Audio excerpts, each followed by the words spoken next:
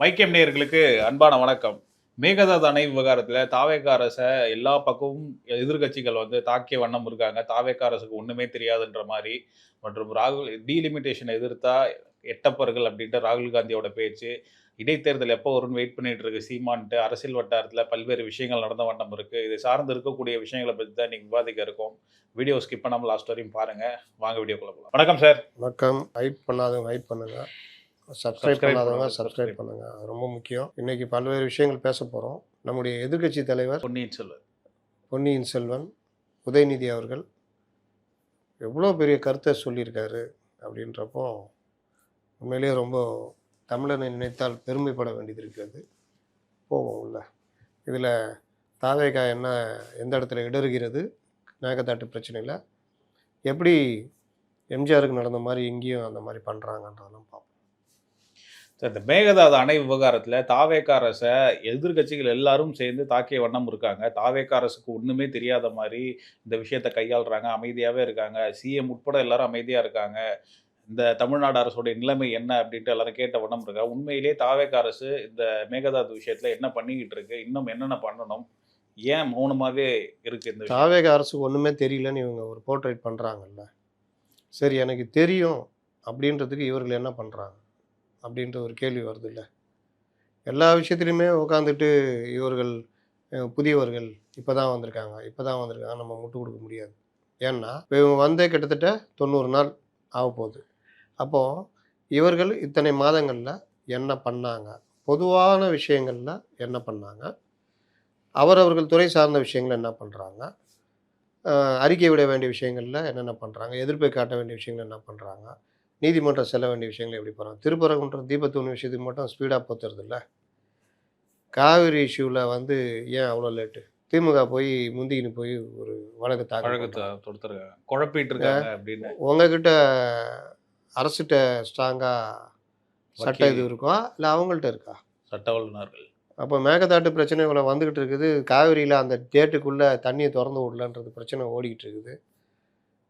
அப்போ அந்த இடத்துல நீங்கள் என்ன பண்ணுறீங்க? நீங்கன்னு கேட்குறது நான் முதல்வர் விஜய்க்கு சொல்ல மாட்டேன். ஏன்னா அவர் இந்த விஷயத்தில் அவர் இப்போ தான் வந்திருக்காரு அரசியலுக்கு. அவர் நீண்ட கால அனுபவம் உள்ளவர் கிடையாது. அரசியல்வாதியாக இருந்து பல இதை பார்த்துட்டு அதுக்கப்புறம் முதலமைச்சர் ஆனவர் கிடையாது. அவர் திரைத்துறையிலேருந்து நேரடியாக டக்குன்னு வந்துட்டார். அப்போ அவருக்கு இந்த மாதிரி ஒரு பெரிய நாட்டு 2 ஸ்டேட்டுக்குரிய நடுவில் இன்டர்ஸ்டேட் பிரச்சனை, இதில் எது சட்ட ரீதியாக கொண்டு போகணும், எதை பேச்சுவார்த்தை கொண்டு போகணும், நம்ம இந்த விஷயத்த பேச்சுவார்த்தையெல்லாம் போகவே கூடாது அப்படின்ற இதை அவருக்கு தெரியாது. அவருக்கு தெரியுமா? பொதுவாக பார்த்தா சில விஷயங்கள் மேலோட்டமாக பொதுவானவர்களுக்கு சரியாக தெரியும். உள்ளே கரெக்டாக அது விஷயம் தெரிஞ்சவங்களுக்கு தான் இல்லை அப்படி பண்ணக்கூடாதுன்னு சொல்லுவாங்க.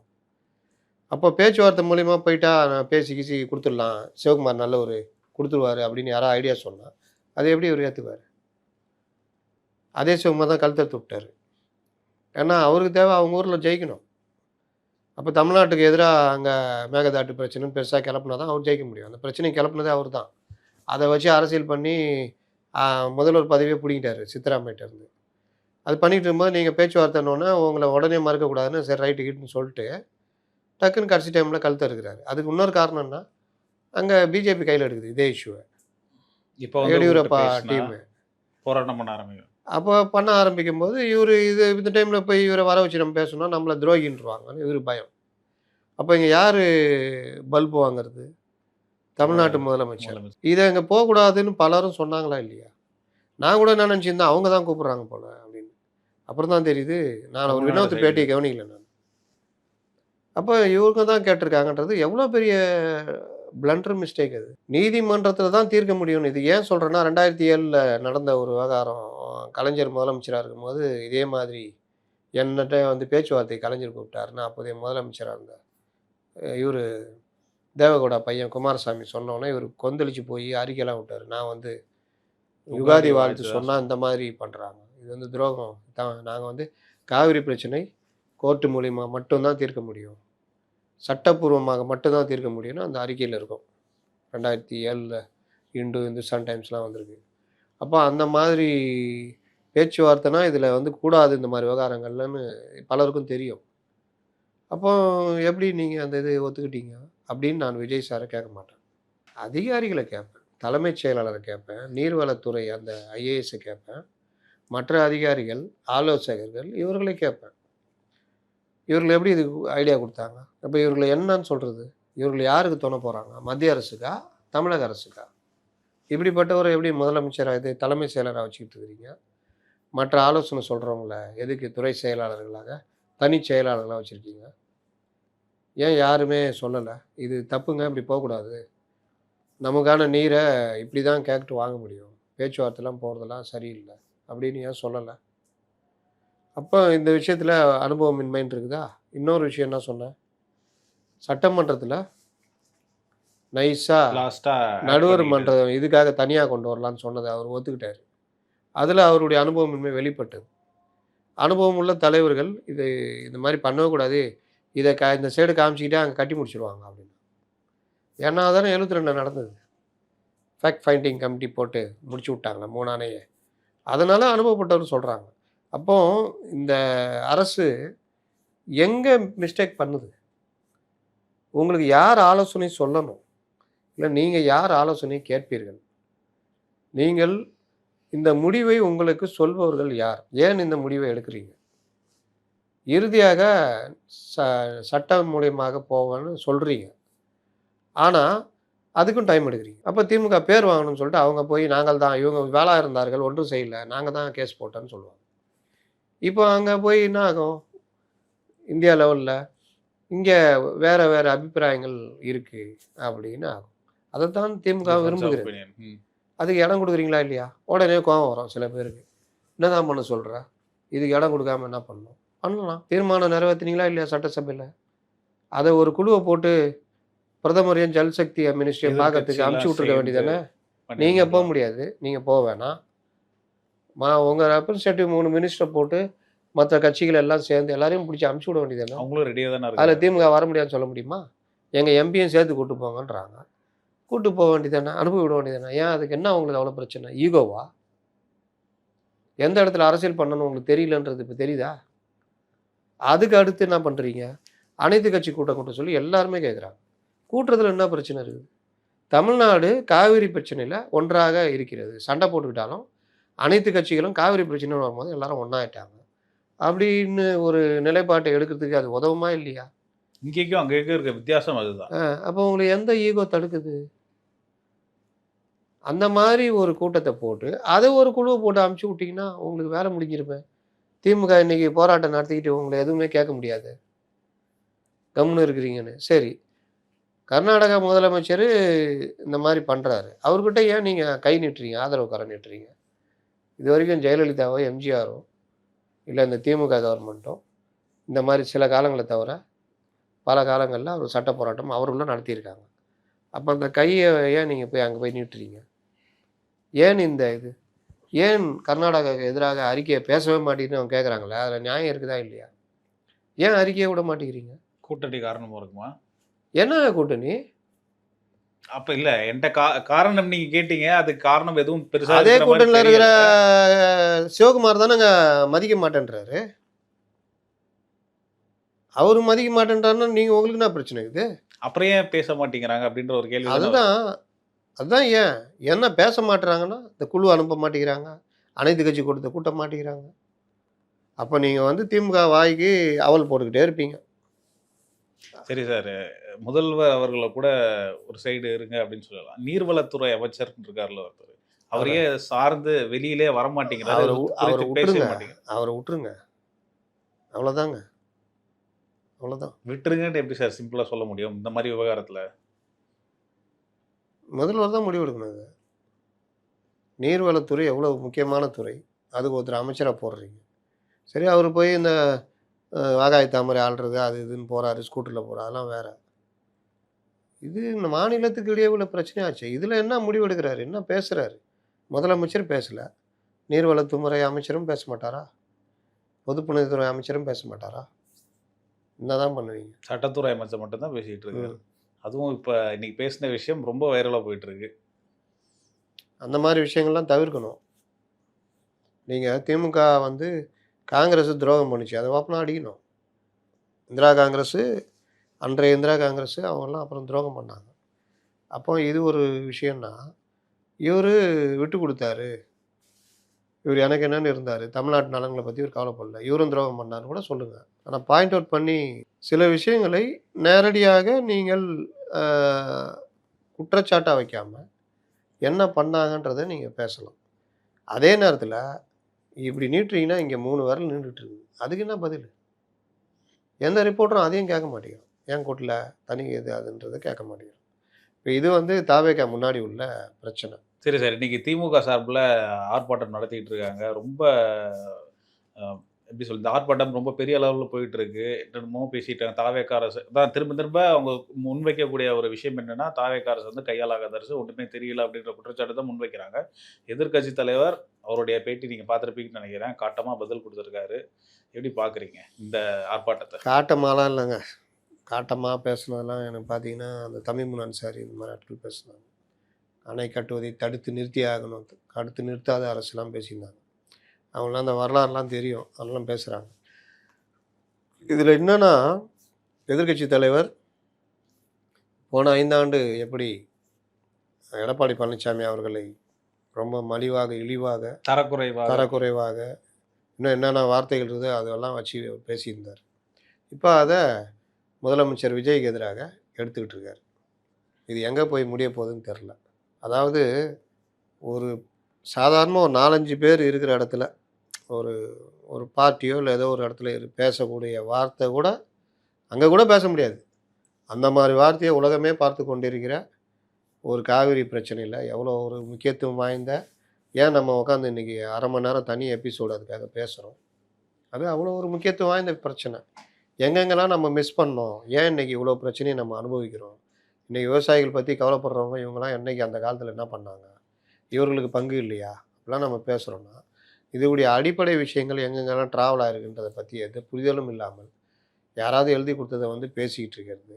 சரி, அது பேசிட்டு போங்க, அதில் அந்த நான் டம்மி அரசு அது இதுன்னு இவர்களுக்கு தெரிந்தது தான். இன்றைக்கி முரசொலி படிக்கிறேன், உண்மையிலேயே கலைஞர் சமாதியில் கொண்டு போனீங்கன்னா எந்திரிச்சு வந்து அடிச்சிருவார் அந்த முரசொலி பத்திரிகையை கொண்டு போனீங்கன்னா. ஏன் இதை நான் சொல்கிறேன்னா, கலைஞர் முரசொலியில் இதே பொன்முடி துரைமுருகன்லாம் பேட்டியில் சொன்னது. காரில் போய்கிட்டு இருப்போம், இன்றைக்கி முரசொலி படிச்சிங்களையா அப்படின்னு கேட்பாராம். நான் படிச்சிட்டேண்ணே. என்ன அதில் தலைப்பு எதாவது தப்பு எதாவது இருக்குது பார்த்தீங்களா அப்படின்னு. இவங்க படிச்சிருந்தா தானே. அப்படியே படித்தாலும் கலைஞர் மாதிரி நுணுக்கமாக கவனிக்கணும்ல. இப்போ கடைக்கு சென்றான் அப்படின்னா அந்த இடத்துல இச்சியம் போடல. இந்த மாதிரி ஒவ்வொரு விஷயத்துலேயும் தப்பு ஏதாவது நடந்திருந்தா, இவர்கிட்ட அடி வாங்கின திட்டு வாங்கின ஒருத்தர் பின்னாளில் ஒரு பிரபல தொலைக்காட்சியில் எடிட்டராக இருந்து, எனக்கு தெரிந்து எடிட்டர்களில் ஒரு சிறப்பான எடிட்டர்னா அவர் தான். ரிட்டையர் ஆகி போயிட்டார் அப்படின்னு சொல்லலாம்.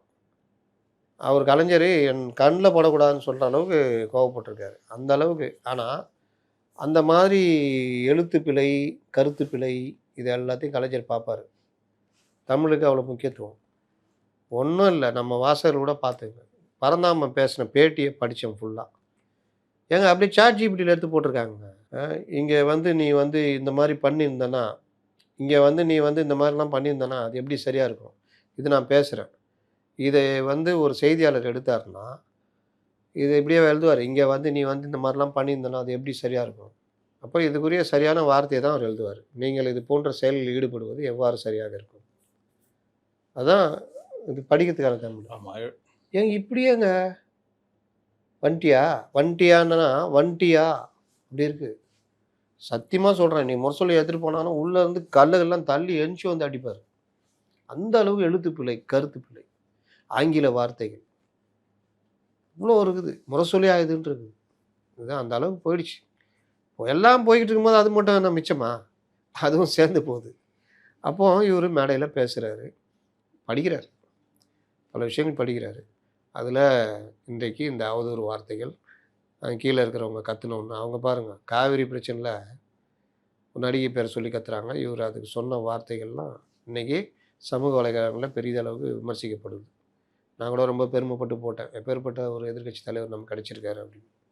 இப்படி தானே இவருடைய விஷயங்கள் இருக்கிறத தவிர, இந்த காவிரி இஷ்யூவில் அவருக்கு எவ்வளோ கோபம் வந்திருக்கணும். இந்த பிரச்சனையில் வந்து ஈஸியாக இந்த அரசு என்னென்ன மிஸ் பண்ணுது அப்படின்றதெல்லாம் பேசியிருக்கணும். அதுவும் இப்போ வந்து இவங்களுக்கு புது எதிரி கிடைச்சிருக்காங்க. அதனால் கொடூரமாக இன்னும் கொஞ்சம் கோவமாக பேசலாம். யார்? காங்கிரஸ். காங்கிரஸ். அப்போ துரோகம் எட்டப்பர்கள்னோன்னா என்னென்னலாம் துரோகம் பண்ணாங்கன்னு இவங்க அடுக்கினுக்கிறாங்க. கரெக்டா அந்த விஷயத்த மட்டும் சொல்லிட்டு போயிட்டாரு. யார்? ராகுல் காந்தி அவர்கள் தான். அவருக்கு தெரியுது யார் எட்டப்பனா மாறிக்கிட்டு இருக்காங்கன்னு தெரியுது. சொல்லிட்டு போகிறாரு. அது அவங்களுடைய எட்டப்ப வரலாறு ஊருக்கே தெரியும். காங்கிரஸுடைய எட்டப்ப வரலாறு. நான் சொன்னேன் 72 என்ன போதாதா? பண்ணாங்க அப்படின்னு. தமிழகத்துக்கு எட்டப்பர் வேலை தானே பார்த்தாங்க. ஆக்சுவலாக எட்டப்பர்னு ஒரு இதுவே கிடையாதுங்க. அது ஏதோ ஒரு தப்பாக எழுதிட்டாங்க. அது எட்டப்பர்னு ஒரு கான்செப்டே கிடையாது. துரோகம். தமிழ்நாட்டுக்கு செஞ்ச துரோகம், காங்கிரஸ் செஞ்ச துரோகம் வந்து காவிரி பிரச்சனையில் அவ்வளோ பண்ணியிருக்காங்க. இன்னும் பல பிரச்சனைகள். அது அதெல்லாம் வந்து அந்த துரோகத்துக்கு துணை போனதுனால இவங்களால அதை பெருசாக பேச முடியல. அதை விட்டு வேறு என்னென்னத்தையோ பேசிகிட்டு இருக்கிறாங்க. அது பண்ணா இது பண்ணான்னு. இதுதான் இன்றைக்கி இவர்களுக்கு அவ்வளோ கோபம் இருக்குல்ல, திட்ட வேண்டியதானே தைரியமாக. இன்றைக்கி ஒருத்தர் நல்லா வாயில் வந்துடுன்னு சொல்லிக்கிறாரு. அப்புறம் நான் வந்து வேறு மாதிரி பேசிடுவேன் அப்படின்னு மாணிக்கம் தாகூர் சொல்லியிருக்காரு. இப்போலாம் அதெல்லாம் இல்லை போல். அந்த மேடை பண்பாடு அதெல்லாம் இல்லை போல். ஒற்றுமை இல்ல. அங்க கர்நாடகால ஒற்றுமை இருக்கு. அனைத்து கட்சி கூட்டம் கட்சிகள்லாம் ஒண்ணா சேர்ந்திருக்காங்க. இங்க நம்மள்ட்ட அந்த ஒற்றுமை இல்ல. போய் சொல்லுங்க. கூட்டணியில் தானே இருக்கீங்க. விஜய்கிட்ட சொல்லுங்க. அன்புமணி முதல்வர் அவர்கள் மற்றும் நயினா நாகேந்திரன் இவங்க கூடலாம் சேர்ந்து நான் இந்த விஷயத்துல வந்து போராடுறதுக்கு ரெடியா இருக்கேன் அப்படின்ற மாதிரியும் அதை சொல்லியிருக்காரு. முதல்வர்கிட்ட போயில சொல்லணும். நீங்கள் கூட்டுங்க முதல்வரே, அனைத்து கட்சி கூட்டத்தை கூட்டுங்கன்னு சொல்லணும்ல. பர்மிஷன் கிடைக்குமா சார் நேர்ல போனா பார்க்க? யார்? கூட்டணி கட்சி தலைவருங்க. மற்ற விஷயத்தெல்லாம் போகிறீங்க. பிரவீன் சக்கரவர்த்தி அனுப்புங்க. அவர் கூட தான் சண்டை அப்படின்ட்டு நீ கேள்விப்பட்டமே சார். ஏங்க கேள்விப்பட்டது வேற, பிரவீன் சக்கரவர்த்தி பார்க்கறது வேற இல்லை. ஏன் போய் பார்த்தாருண்ணா இவர் தான். இவர் கூட எல்லாம் போய் பார்த்து மூஞ்ச திருப்பிட்டு இல்லையா பிரவீன் சக்கரவர்த்தி தான் பார்க்காம. ஏங்க இவர் பார்த்தப்போ தானே அவர்கிட்ட மூஞ்சி திருப்பினாருன்னா, இவர் கூட்டணி கட்சி தலைவரில் பர்மிஷன் வாங்கிட்டு போகலாமே, அதெல்லாம் போகலாம். அதை விட்டுட்டு ஏன் பார்லிமெண்ட்ல போய் அந்த விஷயத்தை எடுக்கணும்? சரி சார். இப்போ ராகுல் காந்தி அவர்கள் வந்தாரு. இந்த டீலிமிட்டேஷனை பத்தி பேசுறவங்க எட்டப்பர்னாரு. இந்த ஒரு விஷயம் இருக்கட்டும். மெயினா தமிழ்நாட்டுல போயிட்டு இருக்கக்கூடிய பிரச்சனை வந்து மேகதாது பிரச்சனை தான். இவரு அத பத்தி பேசல. அது ஒண்ணு. நிர்மல்குமார் அவர்கள் என்ன சொல்றாருன்னா, அது ராகுல் காந்தி அவர்கள் சொல்றத சிவகுமார் கேட்கல அப்படின்றாரு. அப்படி இவரு என்ன சொன்னாரு? இவரு ஏன் இங்க இத பத்தி பேசல? காங்கிரஸை பொறுத்த வரைக்கும் தேசிய கட்சி, பிஜேபியும் தேசிய கட்சி. அவர்கள் நீங்கள் அந்த சிதம்பரம் பேட்டி ஒரு இதில் கொடுத்துருந்தாரு. தேசிய கட்சி நாங்கள் வந்து மாநிலத்துக்கு மாநிலம் இந்த இதுக்கு ஏற்ற மாதிரி தான் செயல்படுவோம். எங்களுக்கு வந்து அந்த சிக்கல்லாம் இருக்குது அப்படி இப்படின்னு. இதுதான் உண்மை. அப்போ காங்கிரஸ் அடுத்து வர்ற எலெக்ஷனில் கர்நாடகாவில் ஆட்சியை விட்றதுக்கு ட்ரை பண்ணுவாரா ராகுல்? மாட்டாரு. அதுதான். அப்போ அவர் அதை பற்றி கவலைப்பட மாட்டார். இவர்கள் ஆட்சியில் இருந்த காலத்தில் 10 ஆண்டு காலத்தில் நதிநீர் பிரச்சனை தீர்க்கிறதுக்கு ஏதாவது பண்ணாங்களா? யோசிப்பாங்களா? பண்ண மாட்டாங்க. அதே தான் பாஜக. பாஜக ஒரு விஷயத்தையாவது அடுத்து மத்திய அரசு இந்த ஆணையம் ஜல்சக்தி நாங்கள் பர்மிஷன் கொடுக்க மாட்டேன்ட்டாங்க. அதை கூட இங்கே பிரச்சாரமாக காங்கிரஸ் மாற்றும். நாங்கள் கட்டுவோம், ஆனால் இவங்க தரமாட்டேங்கிறாங்க பர்மிஷன் அப்படின்னு கூட மாற்றோம். ஏன்னா இந்த மாநிலத்துக்கான ஒரு சுயநல அரசியலாக இந்த நதிநீர் பிரச்சனைலாம் கொண்டு அதனால தான் சொல்கிறேன். நதிநீர் இந்த மாதிரி இதெல்லாம் தேசியமயமாக்கணும். அதெல்லாம் நேராக மாநில இது அகில இந்திய பட்டியலுக்கு எடுத்துகிட்டு போயிடணும். அதெல்லாம் கல்வியை மட்டும் தீர்ந்து போகிறீங்க. இந்த மாதிரி விஷயங்கள்லாம் நீங்கள் எடுத்துட்டு அகில இந்தியாவுடைய இதுவாக கொண்டு போயிட்டா நீங்கள் யாரும் உரிமை கொண்டாட முடியாது. ட்ரிபுனல் அதுதான் தீர்மானிக்கும். அது வந்து கரெக்டாக திறந்து விடும். அதுதான் பார்த்துக்கும். மாநில அரசுகளுக்கு இதில் உரிமை கோர முடியாதுன்ற மாதிரிலாம் கொண்டு போகலாம். யார் பண்ணுவா? அதெல்லாம் பண்ணவே மாட்டாங்க. அதனால் ராகுல் பேச்சை யாருங்க கேட்டிருக்கா? காங்கிரஸை கூட்டணியை விட்டுட்டு நம்ம தாவேக கூட போகணும்னு சொன்னதே கேட்கல. அதை கேட்காம ராகுலுக்கு எதிராக இங்கே வந்து பேசிட்டு போனவர் டிகே சிவகுமார். ஞாபகம் இருக்கா? திமுக கிட்ட வந்து பேசிட்டு கட்டாயம் ராகுல் வருவார், திமுக கூட காங்கிரஸ் கூட்டணி இருக்குது அப்படி இப்படிலாம் பேசிட்டு சொல்லிட்டு போனார். அப்போலாம் இவங்க மேகதாட்டு பற்றி தான் பேசியிருக்க வேண்டியதானே, கோரிக்கை வச்சிருக்க வேண்டியது. அப்போ ஒரு முதலமைச்சர் தானே. அதனால் இவர்கள் வந்து யாருக்கும் இந்த பிரச்சனையை முடிக்கணுன்ற எண்ணம் கிடையாது. இது அப்படியே இருந்திருந்தால் தான் இதை வச்சு அரசியல் பண்ணிட்டுன்றதான். சரி சார். திமுகவை சேர்ந்த பரந்தாமன் அவர்களுடைய பேட்டி ரொம்ப ஒரு மாதிரி காரசாரமாக இருந்தது. தாவேக அரசை ஒரு மாதிரி வசைப்பாடி தான் பேசியிருந்தாரு. நிறைய விஷயங்கள் சொல்லியிருந்தாரு. இது தெரியுமா, இது தெரியுமா, அது தெரியுமா, இது பண்ணியிருக்க வேண்டியது தானே. அவர் பேசக்கூடிய விஷயங்கள் என்ன, அந்த பேசின விஷயங்கள் என்னவா இருந்தாலும் அந்த கோருன்னு பார்க்கும்போது தாவேக அரசோட நிலைப்பாடு என்ன, என்னென்ன இதை குறித்து என்னென்ன உங்கள் ஆக்ஷன்ஸ் என்ன இருக்குது அப்படின்றது தான் கேட்குறாரு. எப்படி பார்க்கீங்க அந்த பேட்டியை பொறுத்தவரை? அதை தான் நான் முதல்ல சொன்னேன். இவர்கள் இந்த விஷயத்தில் என்னென்ன பண்ணியிருக்கணும்னு அதை தான் அவர் கேட்டிருப்பார். கேட்டிருந்தாரு. அதனால் ஆனால் அதே இழி சொல் தான். ஒன்றும் தெரியாதவங்க, அது தெரியாது, ஒருமையில பேசுறது, ஒருமையில் பேசுறது, நீ வா போ. அது மற்றபடி அந்த அதாங்க சொல்கிறேன், அந்த அனைத்து கட்சி கூட்டம் கூட்டினால வாயை மூடிட்டு இருப்பாங்க, வாயை திறந்துருக்க முடியாது. அதில் என்ன ஈகோ இவங்களுக்கு இருக்குன்னு எனக்கு தெரியல. என்ன காரணம்? சரி சார். இந்த வகையில பிஜேபின்னு பார்க்கும்போது நயினார் அவர்கள் கூட முதல்வர் அவர்களுக்கு சப்போர்ட் பண்ணி பேசியிருந்தாரு. நீங்க பார்த்திருப்பீங்கன்னு நினைக்கிறேன். நீங்க கூட கமெண்ட் பண்ணிருந்தீங்க. ட்வீட் போட்டிருந்தீங்க. நயினாருக்கு என்ன பேசுன்னு தெரில, அவரும் குழம்பி மற்றவங்களையும் குழப்பிட்டு இருக்காரு. நான் தான் இருக்கேன்ல அப்படின்னு. என்ன இது பண்ணுறதுன்னு தெரில, குழப்பின்னு இருக்காரு. யாரையோ கண்டிக்கிறேன், எங்கள் முதல்வர் எங்களுடையது அப்படி இப்படின்றாரு. திடீர்னு எங்களுடைய பிரதான எதிரி, ஒரே எதிரி இன்னைக்கு தாவேகா தான் அப்படின்றாரு, இனிமேல் அப்படின்றாரு. அதனால் அவர் பஞ்ச பேச்சை புகழ்ச்சி அணியில பேசிட்டு இருக்காருன்னு நினைக்கிறேன் சார். அவர் பேச்சை பெருசாக எடுத்துக்க முடியாது. ஜனங்களும் பெருசாக எடுத்துக்க மாட்டாங்க. ஜனங்க பெருசாக எடுத்துக்கலன்னா என்ன ஆகும்? கட்சி காணாம போகும். அவ்வளோதான், காலம் காணாமல் போயிடும். சீமான் அவர்களுடைய பேச்சு ரொம்ப நாள் ரொம்ப இதா பேசியிருந்தாரு. நான் வந்து இடைத்தேர்தலுக்காக வெறியோட காத்துக்கிட்டு இருக்கேன் அப்படின்னு சொல்லியிருந்தாரு. நிறைய விஷயங்கள் பேசியிருந்தாரு. முக்கியமா இந்த இடைத்தேர்தலுக்கு முதல்ல வருவோம். அவர் இந்த மாதிரி சொல்றதுக்கான காரணம் ஏதாவது இருக்கா பின்னாடி? நாங்கள் யார் கூடயும் கூட்டு இல்லைன்னு கூட இப்போ கூட சாட்டை ஒரு இதில் பேசியிருந்தார். நாங்கள் யாருடனும் கூட்டு இல்லை, கூட்டு வைக்கிறதுக்கு எங்களை யாரோ கேட்டாங்க, நாங்கள் முடியாதுன்ட்டோம். ஈவன் தாவேக்காவே கேட்டாங்க, முடியாதுன்ட்டோம். எங்களை பொறுத்த வரைக்கும் கொள்கை தான் முக்கியம், கூட்டணி முக்கியம் இல்லைன்னு சொல்கிறாரு. ஆனால் அம்பாசமுத்திரத்தில் எங்கேயோ அவரை நிற்க வைக்க போகிறாங்க, திமுக அதிமுக போட்டியிடாது அப்படின்ற மாதிரி கொண்டு வராங்க. தாவேக்காக்கு எதிராக ஒரு பொது வேட்பாளராக, அதாவது அறிவிக்கப்படாத பொது வேட்பாளர் அப்படின்ற மாதிரி சொல்கிறாங்க. இவரும் அதை வச்சு நான் வந்து காத்துக்கிட்டு இருக்கிறேன் அப்படின்றாரு. அதனால் இது எப்படி போகும்னு தெரியல. ஆக்ரோஷமான பேச்சுக்கு தான் காரணமா? எப்படின்னு தெரியல. நீங்கள் அவர் வந்து இப்போ மற்ற கட்சியினர், மற்றவங்க இப்போ அதிமுக எப்படி தாவேக்காவை பார்க்குது, சேம் அதே பாணியில் தான் இவர் தாவேக்காவை இவர் பார்க்குறாரு. இப்போ இவருடைய கட்சி 8% இருந்தது, எல்லாருக்கும் ஒரு ஒரு கணிப்பு இருந்தது. அப்போ இவர் ஆளுங்கட்சியான திமுகவை எதிர்க்காமல் தாவேக்காவை எதிர்க்கிறதுலையே பெரிய கவனம் செலுத்தினார். அப்போவே இந்த மாதிரிலாம் நடந்தால் வாக்கு சதவீதம் குறையும் அப்படின்றது தான் எல்லாருடைய எதிர்பார்ப்பு இருந்தது. லாஸ்ட்டில் அதுதான் அவர் நடந்தது. அப்போ அவரே கூட அந்த காரைக்குடியில் தோற்று போனார். 4 முனை போட்டி திணிக்கும். ஆனால் ஒரு தாவேக்கா வேட்பாளர் பிரபு அவர் ஜெயிக்கிறார். தோல்விக்கு பிறகு தோல்விக்கான காரணம் ஒன்று இருக்குல்ல. திமுக இது வரைக்கும் பார்க்காமையே சுற்றி நிற்குது. ஜென்சி கின்சி அந்த கூட்டம் இந்த கூட்டம் எதையாவது நடத்திக்கின்னு ரீல்ஸ் போடுறாங்க, அது இதுன்னு சொல்லிட்டு இருக்காங்க. ஆனால் இவரும் அதே மாதிரி தான். தோல்விக்கான காரணம் என்ன, எங்கே நம்ம மிஸ் பண்ணுறோம் அப்படின்றத பார்க்க மறுக்கிறார். என்னை புறக்கணித்தீர்கள், ஒரு நாள் பால் என்கிட்ட வரும், என்ன அதாவது பிளாக் டிக்கெட் விற்கிறவங்களாம் தேர்ந்தெடுத்தீர்களா, அந்த பயல்களா இந்த பயல்களான்னு பொதுமக்களை வாக்காளர்களை திட்டுறாரு. நான் கேட்குறேன், உங்களை தேர்ந்தெடுக்கிறதுக்கு வாக்காளர்களுக்கு என்ன அவசியம் இருக்குதுன்னு நீங்கள் புரிஞ்சு வச்சுருக்கீங்க? தமிழ் தேசிய கொள்கை அப்படின்றீங்க. தமிழ் தேசிய கொள்கையை நீங்கள் ஏற்றுக்கிட்ட அளவுக்கு ஜனங்க ஏற்றுக்கணும்னு என்ன அவசியம் இருக்குது? அதை எந்த அளவுக்கு ஜனங்கள்கிட்ட கொண்டு போனீங்க? உங்களுடைய பேச்சு ஊரில் எல்லாருமே உங்களுடைய நல்ல குணங்கள் சொல்லுவாங்க. உங்களை என்ன திட்டினாலும் அவங்களுக்கு ஏதாவது பிரச்சனைனா நீங்கள் அதை பற்றி பார்க்காம குரல் கொடுப்பீங்கலாம் சொல்லுவாங்க. ஆனால் திட்டுவதை தவிர நீங்கள் என்ன செய்கிறீர்கள்?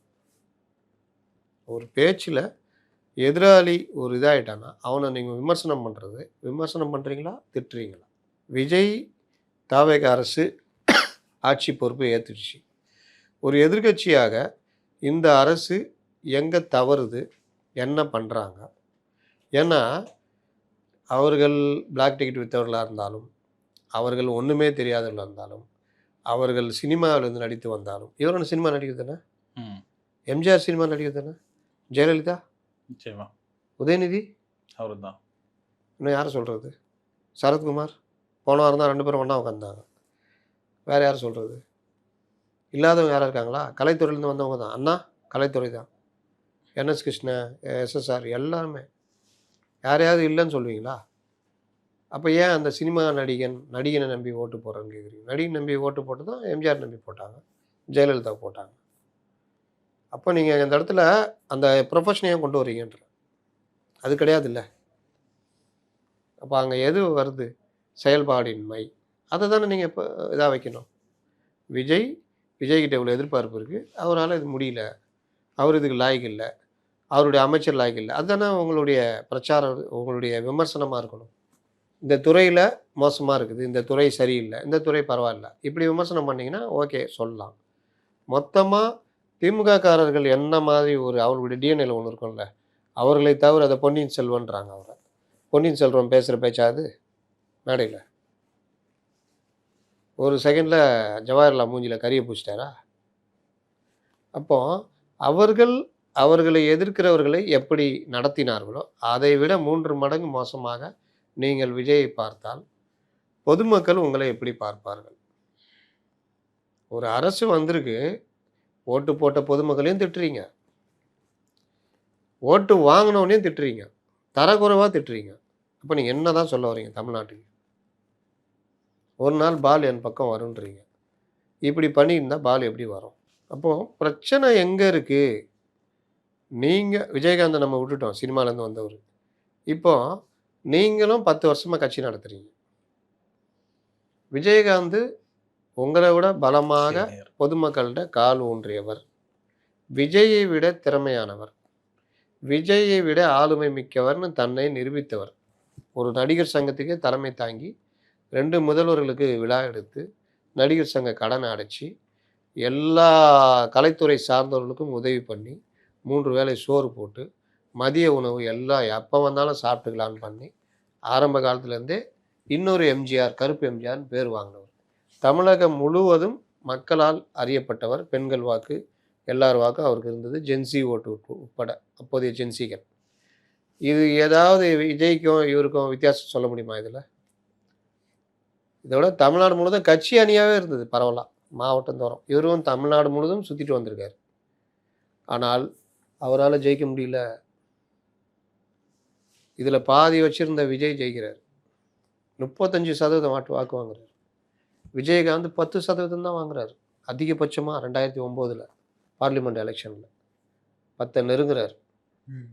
அப்போ எல்லா வகையிலும் ஃபுல்ஃபில் பண்ண விஜயகாந்த் தனியாக நின்றப்போ ஜெயிச்சது ஒரே ஒரு எம்எல்ஏ, அது அவர் தான்.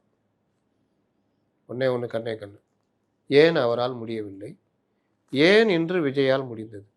இந்த வேறுபாட்டை சீமான் புரிஞ்சுக்கணுமா வேணாவா? அப்போ அன்னைக்கு ஏன் முடியல? திமுக அதிமுகவுக்கு ஜனங்க நம்பினாங்க. திமுகவால் ஆட்சி சரியில்லைன்னா அதிமுக தான் ஆளுகின்ற தகுதி உள்ள கட்சின்னு ஜெயலலிதாவுக்கு போட்டாங்க. ஜெயலலிதா பிரச்சனை அப்படின்னா திமுக தான் ஆளுகின்ற கட்சின்னு போட்டாங்க. விஜயகாந்த் தனியாக நின்று பெரிய அளவில் ஒரு மாஸ் காட்டினாலும் உனக்கு ஓட்டு போடுவேன், ஆனால் ஜெயிக்கிற அளவுக்கு போட மாட்டேன், ஒரு எம்எல்ஏ கொடுக்குறேன், அதுக்கு பதிலாக திமுகவுடைய வாக்குகள் குறையுது, சீட்டு குறையுது, அதிமுகவோட அதோட குறையுது. 96-63 2006 கூட்டணி ஆட்சி வருது. விஜயகாந்த் தான் காரணம். 2009 கிட்டத்தட்ட விஜயகாந்த் 10% வாங்குறாரு, பெருசாக ஒன்றும் சாதிக்கலை. அப்போ இவ்வளோ இருக்கிறதுக்கு காரணம் இவங்க இல்லைன்னா இவங்க தான்பா அப்படின்னு ஜனங்க, இவங்க தான் ஆள தகுதி உள்ளவங்க ஜனங்க முடிவு பண்ணுறாங்க. இப்போ விஜய் வர்றார், அவருடைய பின்புலம் என்ன? ஒரு 12 ஆண்டுகள் விஜய் மக்கள் இயக்கம் மக்கள்கிட்ட சேவை செய்த ஒரு அனுபவம். அதனால் தமிழ்நாடு முழுவதும் அவருக்கு மன்றங்கள் இருக்குது, அந்த விஜய் மக்கள் இயக்கம் இருக்குது, மக்களுடைய ஆதரவு இருக்குது, பெண்கள் ஆதரவு, எல்லாருடைய ஆதரவு. நம்மளாம் கூட கணிச்சோம் இதை அவர் ஓட்டு இதே மாதிரி விஜயகாந்த் மாதிரி ஓட்டு வாங்குவார், ஏடிஎம்கே அதை கையில் எடுத்து யூஸ் பண்ணி அப்படின்னு. ஆனால் மக்கள் 2 பேருமே தகுதி இல்லை. இந்த தடவை உங்களை நாங்கள் 2 பேரையுமே நம்பலை. விஜயை நம்புகிறோம், சீமானையும் நம்பலை, யாரையும் நம்பலை அப்படின்னு தான் விஜய்க்கு வாக்களிக்கிறாங்க. அப்போ இந்த வேறுபாட்டை புரிஞ்சுக்கணுமா வேணாம்? வாக்களித்த மக்களை நீங்கள் திட்டுறீங்கன்னா அதை விட மோசமானது இல்லை. இந்த ஜனநாயகத்தில் தான் நீங்கள் இருக்கீங்க, இந்த ஜனநாயகத்தில் இருந்து தான் நீங்கள் போய் வாக்கு கேட்குறீங்க. உங்களை எல்லாரும் கையை கட்டி போட்டுட்டு மற்றவங்களுக்கெல்லாம் வாய்ப்பு கொடுக்கல. எல்லாரும் கேட்ட மாதிரி தான் விஜயம் கேட்டார், நீங்களும் கேட்டீங்க. எல்லோரும் பேசுகிற மாதிரி தான் அவரும் பேசுகிற, நீங்களும் பேசுனீங்க. கூடுதலாக அவர் ஏதோ ஒரு வகையில் ரீச் ஆகிருக்கு. அவர் ரசிகர்கள் ரீச் ஆனார்னா அது சினிமான்னு சொல்லலாம். பொதுமக்கள், பெண்கள், சிறுபான்மையினர் அவங்கள்ட்ட ரீச் ஆனார்னா நீங்கள் என்ன சொல்லுவீங்க? அப்போது இதெல்லாம் தாண்டி ஏதோ ஒன்று இருக்குன்றதை ஏற்றுக்கணுமா வேணாமா? நிச்சயமாக. அப்போ அந்த மக்களை போய் திட்டினீங்கன்னா இப்பவும் தோல்விக்கான காரணத்தை நீங்கள் படிக்கவில்லை. இப்பவும் விஜய் எதிர்ப்பு அப்படின்ற விஜய் எதிர்ப்பு கூட நான் தப்பே சொல்ல மாட்டேன். ஏன்னா, அவர் அரசு. அந்த அரசை நீங்க எதிர்க்கலாம். எதிர்க்கட்சியாக அந்த அரசை, அரசுடைய நிர்வாகத்தை, அமைச்சர்களுடைய இதை இதெல்லாம் எதிர்க்கலாம். தனிப்பட்ட தாக்குதல், அப்புறம் சில விஷயங்கள்லாம் வந்து தன்னுடைய விஷயங்களையே நான் பென்ஸ் கார் வாங்கியிருக்கேன். கேட்குறான். நானு ஏரோப்ளேன் வாங்குவேன்டா அப்படின்னு. இதெல்லாம் வந்து ஜனங்க ரசிக்க மாட்டாங்க. இதை விட நீங்க சொல்லாம இருக்கலாம். நீங்க இதெல்லாம் சொல்றத விட, நான் பென்ஸ் கார் வாங்குனேன்னா, நீங்க யார் வாங்கலைங்க இன்னைக்கு அந்த அரசியல் துறையில இருக்கிறவங்க எல்லாருமே இது பண்றது. தொண்டர்கள் குடுக்குற இதில நான் எனக்காக ஒரு பயணத்துக்காக இது பண்றாங்க. நிர்வாகிகள் சொல்றாங்க, நான் வாங்குறேன். யாருங்க டிஃபெண்டர் கார் வச்சிருக்காங்க. விதவிதமா கார்ல வர்றாங்க. நான் அப்படியா? ஏதாவது ஒண்ணு சொல்லிட்டு போலாம். இல்ல இத பத்தி தொடவே தேவையில்ல. ஆனால் இதைத்தான் பேசுகிறேன். இவர்களை தரக்குறைவா பேசுறேன். பிளாக் டிக்கெட் விக்கிறவன், அத வாங்கி வித்தவன். ஆமாங்க, அப்படிதாங்க வந்தவங்க. எம்ஜிஆர்ட்ட இருந்தவங்களும் அப்படிதான் வந்தாங்க. இன்னைக்கு இருக்கிற கே.கே.எஸ்.ஆர். ராமச்சந்திரன்லேருந்து பல பேர் எம்ஜிஆர் ரசிகர்களா அந்த மாதிரிலாம் வாங்கி விற்று வந்தவங்க தான். வாங்கி விற்றுனா மன்றத்துக்கு வாங்கி மன்ற ஆட்களுக்கு இந்த மாதிரி மன்ற செயல்பாடுகள் பண்ணவங்க. அந்த மாதிரி வந்தவங்க தானே. அப்புறம் இதை ஒரு கேவலமான விஷயம்னு கலைத்துறையிலேருந்து வந்து நீங்களே பேசியிருந்தீங்கன்னா அப்போ யார் என்ன சொல்கிறது? அதனால் அவர் வந்து விஜய்யுடைய அரசியல் மேலே இருக்கிற கோபத்தை விட இந்த விஜய் இவர்கள் வந்து விட்டார்களே என்கிற கோபத்தில் தான் அவர் அணுகிறார். காமனா எல்லாருக்குமே இருக்குன்னு வச்சுக்கலாமா?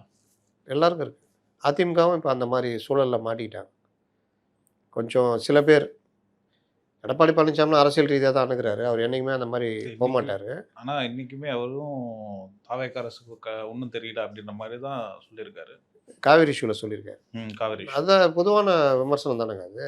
நீங்கள் எல்லாரும் சொன்ன அப்புறம் நீங்கள் கேட்க மாட்டேங்கிறீங்க, பண்ண மாட்டேங்கிறீங்கன்னா நான் சொல்கிறது தரக்குறைவாக நீ இந்த இதுலேருந்து வந்ததுனால தான், நீ நடிகர்ன்றதுனால தான் உனக்கு அறிவு இல்லை, நீ இப்படி இருந்தால் தான் அறிவு இல்லைன்ற மாதிரி அவர் பேசலை. ஆனால் மற்றவங்க அதிமுகவில் சில பேர் பேசிகிட்டு இருக்காங்க. அதனால் இந்த அரசுக்கு கிட்டத்தட்ட எல்லார் மத்தியிலும் எதிர்ப்பு இருக்குது. அந்த இந்த விஷயங்கள் எல்லாம் நீங்கள் எனக்கு என்னென்னு விட்டு போக முடியாதுங்க. ஒவ்வொரு விஷயத்தையும் நீங்கள் இப்படியே கடந்து போனீங்கன்னா சிக்கலாகிடும். நேற்று வரைக்கும் பீகாரில் பெரிய பவர்ஃபுல்லாக இருந்து 202 சீட்டு ஜெயிச்ச பாஜக அதனுடைய அமைச்சர் அந்த நிதின் நபீன் 3 தடவை ஜெயிச்சிருக்காரு அந்த தொகுதியில். ராஜினாமா பண்ணிட்டு நிற்கிற அவர் அகில இந்திய தலைவர் ஆனதுனால ராஜினாமா பண்ணிட்டார். அமைச்சர் பதவியை ராஜினாமா பண்ணிட்டார். அந்த இடத்துல பாஜக வேட்பாளர் நிற்கிறாங்க.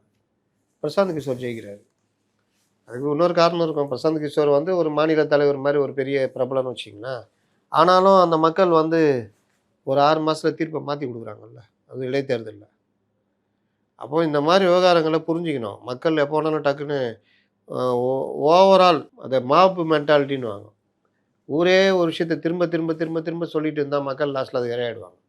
நீங்கள் எனக்கு முழு ஆதரவு இருக்குது, நான் இப்படி போகிறேன் வர்றேன், அந்த ஆதரவு எப்போ இருக்கணும்னு நினைக்காதீங்க. நான் அதனால தான் சொல்கிறேன், எம்ஜிஆரையே தோக்கடித்த மக்கள் 80ல் எம்ஜிஆரே தோக்கடிச்சவங்க, என்டிஆரையே தோக்கடிச்சவங்க, 80 காமராஜரே தோக்கடிச்சவங்க. அப்போது நான் சொல்கிறது திரையுலகத்துலேருந்து வந்த 2 பேர் அவ்வளோ உச்சத்தில் இருந்தவங்க. 80 பார்லிமெண்ட்டில் அவர் தோத்துடுறாரு. இவர் தேவடான்ற அளவுக்கு ஒரு தெய்வத்துக்கு நிகராக வச்சுருந்தாங்க. அவர் வந்து ஒரு அந்த சிவபார்வதி திருமணம் அதுன்னு போனோன்னா மருமகனே தோக்கடிக்கிறார். இவர் தோற்று போகிறாரு. அந்த மாதிரி வரலாறு உண்டு. அதனால் எல்லா வெற்றியும் சாஸ்வதம் இல்லை. நீங்கள் பார்த்து தான் நீங்கள் கொஞ்சமாவது ஆலோசகர்கள், நான் அதனால தான் சொன்னேன், இந்த அதிகாரிகள் விட்டு சேர்ந்து கூட்டு போகிறாங்கன்னா இந்த மாதிரி வேலைலாம் பண்ணுறாங்க. அப்போ இந்த அதிகாரிகளை எந்த அதிகாரிகளை நீங்கள் இன்னும் நம்புறீங்க?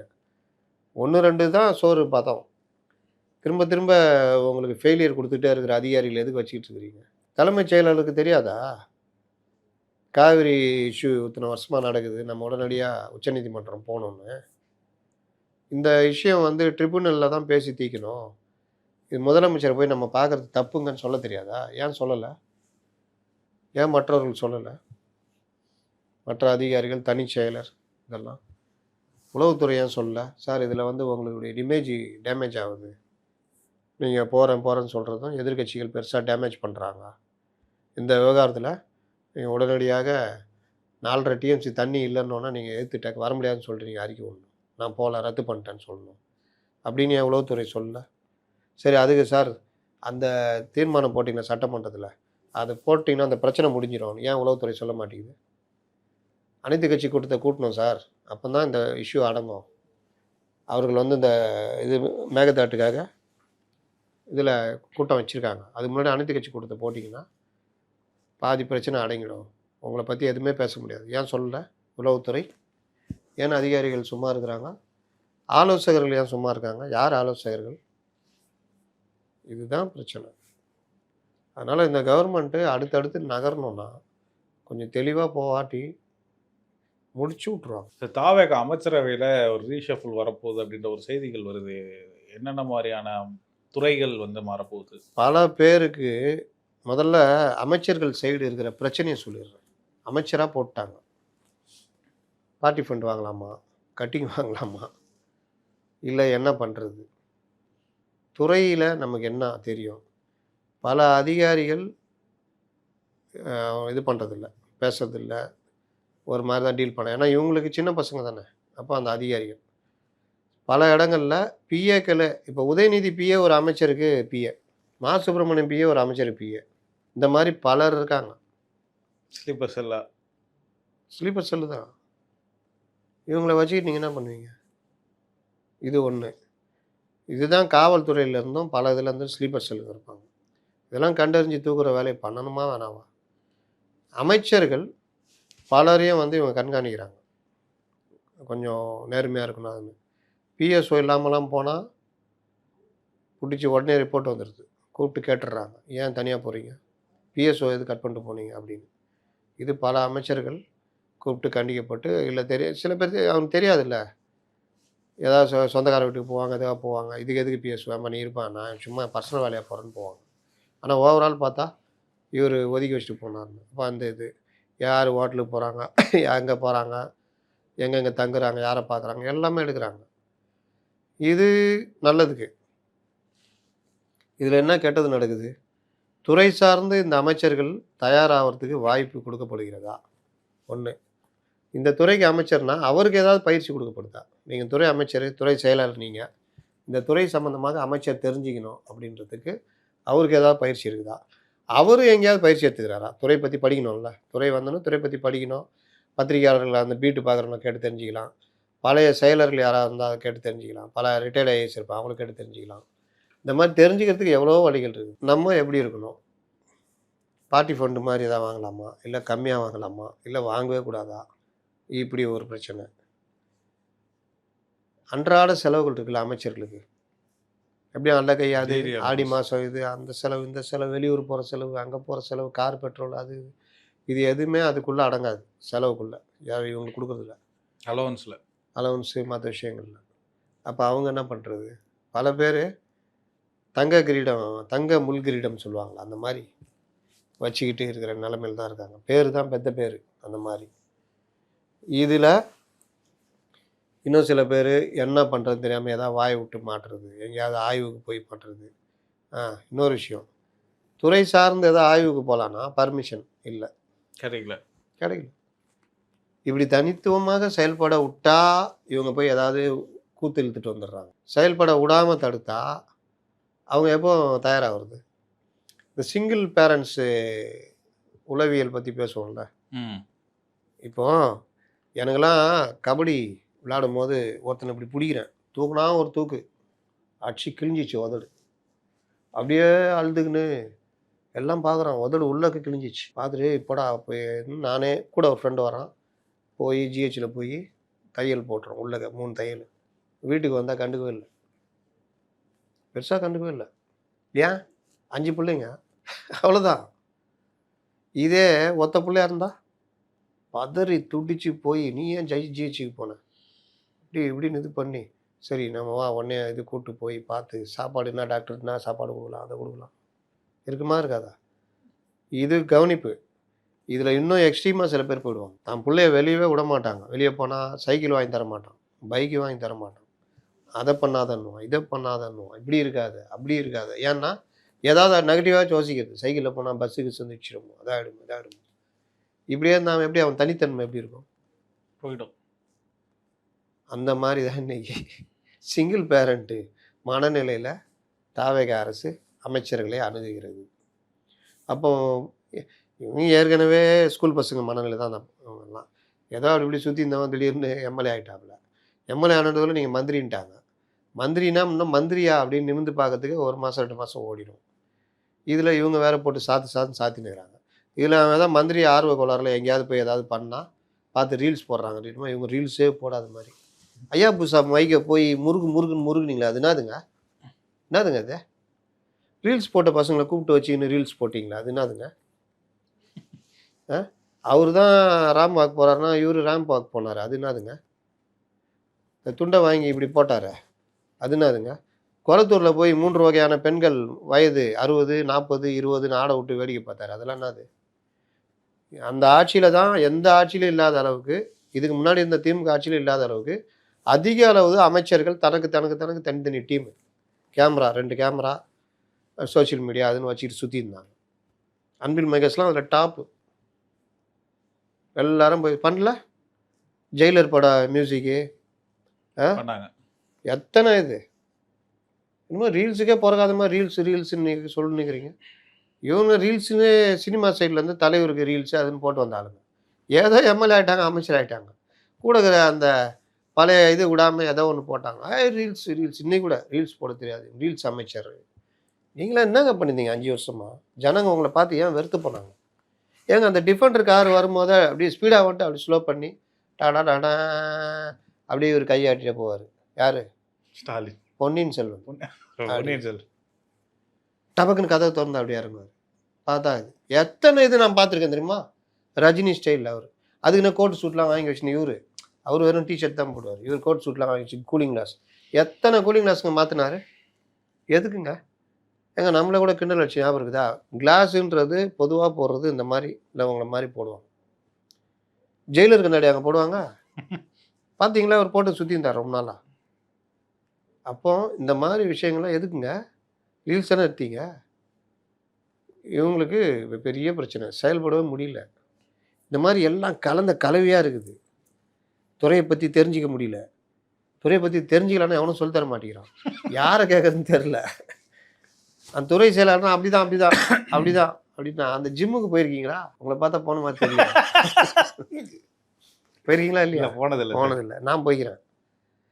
போயிட்டு கேட்போம், சார் செஞ்சிட்ருப்போம். நல்லா அப்படி கட்டுக்கட்டாக இருக்கும். எப்படி செய்யுது? அப்படிதாம்மா செய்யுமா? இல்லைண்ணா அப்படிதான் செய். இந்தியன் மென்டாலிட்டிங்க. நான் ஒருத்தர் 2 பேர் தான் சொல்லி கொடுத்து பார்த்துருக்கேன். தம்பி இங்கெல்லாம் வரக்கூடாது, அங்கே போ. முதல்ல டீ ராடு அடிச்சிட்டு நல்லா வெயிட் போட்டு டீ ராடு. தம்பி இங்கெல்லாம் வரக்கூடாது, நாங்கள் பார்த்துக்குறோம், நீ கம்மி இருக்கு. அவர் போட்டதோட ஒரு 5 பவுண்டு ஸ்கூலில் போட்டு அடிச்சோன்னே ஃப்ரெண்ட் ஆகிட்டார். அந்த மாதிரி அலட்சியப்படுத்தவங்க இருக்கிறாங்க. சில பேர் ஆர்வம் கொண்டு எழுது. ஆனால் பெரும்பாலும் பைசப்ஸ்னால் எப்படி செய்யணும் ரொம்ப பேர் பார்ப்பான். அவன் போனோன்னா முதல்ல அதான் தூக்கி செய்வான். ஏன்னா அங்கே நிற்கிறவங்களும் நல்லா அப்படி இருக்கும். இவனுக்கும் சட்டுக்கிட்டு போட்டு அப்படி இருந்தால் தானே ஜிம்மு போன மாதிரி. அதனால் அது இப்படி அடிப்பாங்க, உடம்பை சாய்ச்சி. அது எப்படி அடிக்கணும்னு கேட்டால் அது வெறும் இந்த இது மட்டும் இருக்கணும், இது இருக்கணும், அப்படி இருக்கணும். அதெல்லாம் எப்படி கரெக்ட் செய்ப்பா, அப்படி செய்ப்பா, அப்படித்தான் செய் அப்படின்வாங்க. அந்த மாதிரி இன்றைக்கி இருக்கிறாங்க அரசு அதிகாரிகள். மினிஸ்டர் என்னங்க அப்படிதாங்க செய்யுங்க. என்னங்க முட்டு சந்தில் கொண்டு போய் விட்டீங்க, அப்படியே யூட்டன் போட்டுக்குமா. இங்கேயே ஒரு முட்டு சந்துக்குது, அப்படியே யூட்டன் போட்டுக்குமா. ஏங்க சொல்ல வேண்டியதானங்க முட்டு சந்துக்குதுன்னு, நீ கேட்டியா? இப்படிதான். அப்போ இப்படியே மாட்டிக்கிட்டு இந்த அமைச்சர்கள் முடிச்சுட்டு இந்த கேப்பில் சில பேர் கல்லா கட்டி மாட்டி கொண்டார்கள். அதெல்லாம் எடுத்துட்டாங்க. அந்த மாதிரி விஷயம் நான் சொன்னல விஸ்வநாதன் வந்துச்சா வரலன்னா பெருசாக மாட்டுவாருன்றதுனால இப்போ விஸ்வநாதன் பார்த்திபன் இந்த போக்குவரத்துறை இந்த தடவை தான் ரிவ்யூ மீட்டிங்கில் ரொம்ப பேச மாட்டாராம். எல்லாரும் பேச கேட்டு இந்த தடவை தான் போக்குவரத்து கழகம் சரியில்லையே, மாற்றத்துக்கு என்ன ஏற்பாடு சொல்லுங்கள் அப்படின்ட்டாராம். Sir what is the procedure to change the room அந்த இதில் கேட்பான் அந்த பையன் அந்த மாதிரி கேட்டிருக்காப்புல. அதனால் கண்டிப்பாக டெஃபினட்டாக அவருக்கு போதுன்ற மாதிரி சொல்கிறாங்க. இந்த இதில் கூட அந்த மாதிரி வந்திருக்குது. கீர்த்தனா அவர்கள் அது ஒரு ஹை ப்ரொஃபைல் போர்ட்ஃபோலியோ. அது நீங்கள் சந்திக்கிறதுலாம் பார்த்தீங்கன்னா சும்மா சாதாரணமாக சந்திக்கிறோம், ஒரு 1000 கோடி ரூபா பிஸ்னஸ் பண்ணுவோம். கரெக்டாக பேசுவோம். நீங்கள் அவங்கள்ட்ட போய் பேப்பருக்கு அந்த வெயிட்டை உருட்டி விட்டுக்கின்னு அப்படி இப்படிலாம் பண்ணியிருந்தீங்கன்னா ஆகும். என்னடா இது அமைச்சர் மாதிரியே இல்லையே அப்படின்னு. அப்போது நீங்கள் அந்த உங்களுக்கு பிறப்பால், வளர்ப்பால், சமூகத்தால், அதுவால், இதுவால்லாம் நான் சொல்லவே மாட்டேன். யார் வேணாலும் எங்கே வேணாலும் வரலாம். வந்த பிறகு நீங்கள் அந்த துறையை புரிஞ்சுக்கிட்டு என்ன சிறப்பாக செய்கிறீங்கன்றது தான் கரெக்டா? ஏன் கலைஞர் ஆளுமைன்னு சொல்கிறோம்? அவருனா போய் அட்மினிஸ்ட்ரேஷன் படிச்சுட்டா வந்தார்? பப்ளிக் அட்மினிஸ்ட்ரேஷனை படித்தார் அவர். அது வந்த பிறகு நம்ம இதில் என்னென்ன பண்ணணும், ஏது பண்ணணும், கொஞ்சம் கூடுதலாக பண்ணிட்டார். அது வேறு விஷயம். ஆனால் அவருடைய அந்த நிர்வாக திறமை இன்றைக்கும் பேசப்படுதா இல்லையா? ஜெயலலிதா பேசப்படுதா இல்லையா? அதுதான் ஒரு அமைச்சர் இவர்களுக்கு தேவை. அப்போ இவர்கள் அதுக்கான தேடி தேடி தேடி தான் எஃபர்ட் போடணுங்க. ஒன்று சான்ஸ் யாருக்குமே கிடைக்காது. பல பேர் ரோட்டில் நிற்கிறான். ஒரு வட்ட செயலாக கூட வர முடியாத லெவலில் இருக்கான். உங்களுக்கு மந்திரி பதவி நீ நினச்சி கிளி கிளி பார்த்துக்கிறீங்க. நான் மந்திரியா நான் சொல்லிட்டா ஒருத்தர் சொல்கிறாராம், போலீஸ்லாம் பார்த்தா அப்புறம் தான் எனக்கு மந்திரி ஞாபகத்துக்கு வருது அப்படின்னு. ஒரு இதுவே வரமாட்டேங்குது. போலீஸ் கிலீஸ்னு வந்து இந்த வண்டியெல்லாம் வரும்போது பார்க்கும்போது தான் மந்திரின்னு எனக்கு இது ஃபீலிங்கே வருதுன்றாராம் ஒருத்தர். அப்போ இதெல்லாம் பிரமிப்பாகாமல் இந்த இடத்துக்கு வர்றதுக்கு எவ்வளோ பேர் ரோட்டில் எங்கேயும் நிற்கிறான். நம்ம வந்திருக்கோம். அப்போ எவ்வளோ எஃபர்ட் போடணும். அதை வந்து பண்ணுறவங்க ஜெயிக்கிறாங்க, பண்ணாதவங்க கஷ்டம். அப்போ அவர் அதுக்கான வாய்ப்பு பார்ப்பார்ல. அப்போ கீர்த்தனான்றவங்க தொழில்துறையில் என்னென்ன பண்ணணும், யாருக்கும் கிடைக்காத துறை, பெரிய துறை, ஒரு பெண் ஃபஸ்ட் டைம் பெண் தொழில்துறை அமைச்சர்னா அது எவ்வளோ தூரம் நீங்கள் எஃபர்ட் எடுத்தீங்கன்னா உங்களை நாளைக்கு உலகம் பேசுமா பேசாதா? ஜெயலலிதா பேசுகிறாங்கல்ல. ஆனால் அவங்க வந்த புதுசில் பெண் என்பதால் எவ்வளவு இழிவுக்கு ஆளானாங்க. உங்களையும் இப்போ அப்படி பண்ணுறாங்க. அப்போ நீங்கள் அதை மீறணுமா வேணாமா? அதே தான் ஜெகதீஸ்வரி. எப்பா வெட்டி தள்ளுவேன், அறுத்து தள்ளுவேன்றாங்க. அவங்க பக்குனுக்குது. அவங்க இப்போ அவங்க அந்த லிஸ்ட்டில் இருக்கிறாங்கன்னு சொல்கிறாங்க. ஆனால் அது என்னன்னு தெரியல. அதுக்கப்புறம் சரத்குமார் அவரும் லிஸ்ட்டில் இருக்காருன்றாங்க. இன்னும் கூடுதலாக ஒருத்தர் 2 பேர் சொல்கிறாங்க. இதில் போர்ட்ஃபோலியோ மாறுது அதெல்லாம் சொல்கிறதெல்லாம் வந்து எனக்கு நம்பிக்கை இல்லை. சில பேர் போர்ட்ஃபோலியோ மாற்றுறேன்றாங்க. அந்த ரமேஷுக்கே அறநிலையத்துலேருந்து மாற்ற போகிறாங்களாம் சொல்கிறாங்க.